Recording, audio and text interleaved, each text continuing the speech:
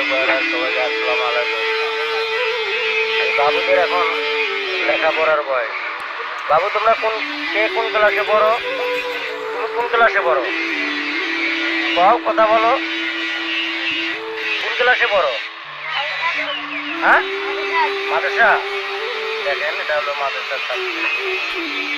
তুমিও মাদ্রাসা পড়ো? ও কোন ক্লাসে পড়ে? ও পড়ে না? ওকে এগুলা কাজ করে? তোমরা কি দুজনে এগুলা কাজ পারো?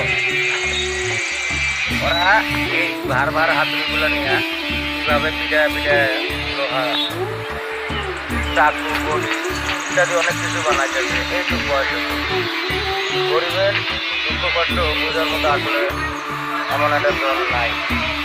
গরিবের দুঃখ কষ্ট দেখার মতো কেউ নাই। ওরা সুন্দরভাবে পিঠা কাজগুলো করতে থাকে। আপনাদের এগুলো দেখে যেহেতু হয় না ভাই, রাখি। সবাইকে আসসালামু আলাইকুম, ভালো থাকবেন।